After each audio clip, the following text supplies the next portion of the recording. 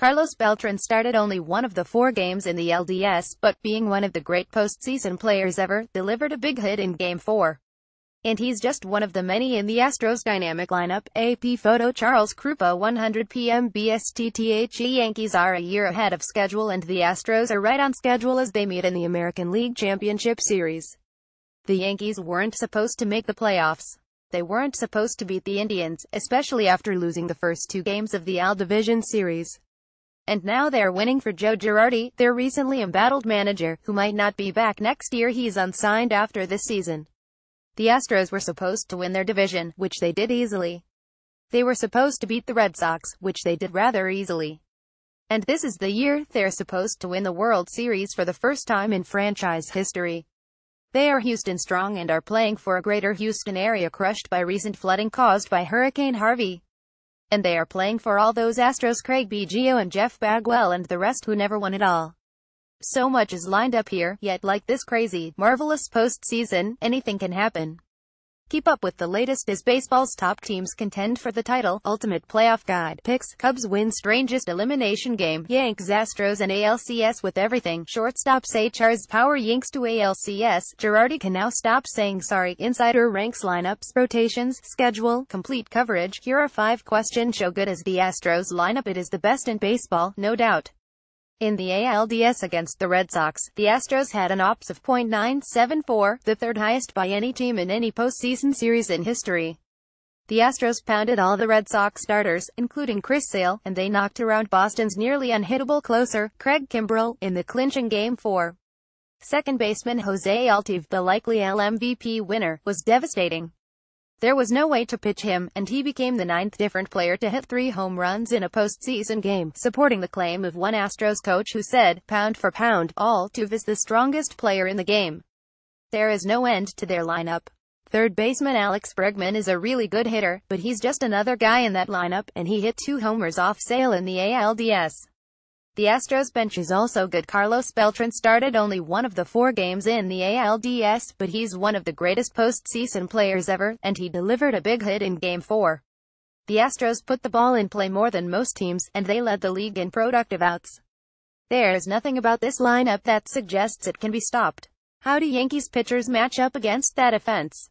It is a big challenge, of course, but the Yankees outpitched the Indians to win the ALDS. In 6 postseason games, Yankees pitchers have averaged 11.89 strikeouts per 9 innings. Starters Masahiro Tanaka, Luis Severino and CC Sabathia were really good in the ALDS, better than Cleveland starters, and the Yankees bullpen has been terrific throughout the postseason. That pen has a half dozen guys with explosive stuff, notably the threesome of closer Aroldis Chapman, who has not allowed a run in the last 15 games he has pitched, David Robertson, and Tommy Kahnle. Those 3 have thrown 19-23 innings in this postseason, allowing 9 hits, 1 run and 5 walks while notching 29 strikeouts. If the Yankees can get Dellin Betances straightened out in this series, not likely, the pen will be even mightier. This is the distinct advantage the Yankees have over Houston, a deep, versatile, power bullpen.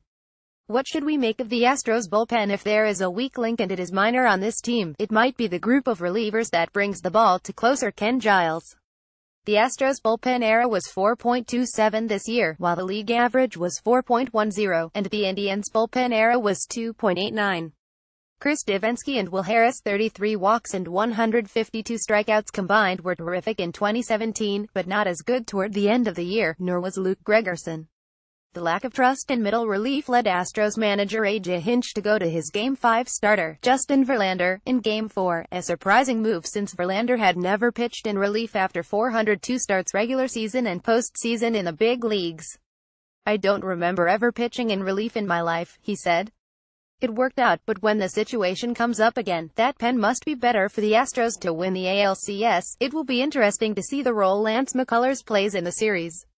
Giles, who had 2 2-inning saves during the regular season, got 1 in Game 4 of the ALDS. There was a question of whether he was ready for the pressure of the postseason, but he has dominant stuff, and he looked relaxed in the 8th and 9th innings at Fenway. How much will Aaron Judge's ALDS struggles affect him and the Yankees in the ALCS? He went 1 for 20 with 16 strikeouts, the most strikeouts by any player in any postseason series in history. Joe DiMaggio struck out 13 times, and hit 30 homers, during the entire 1941 season.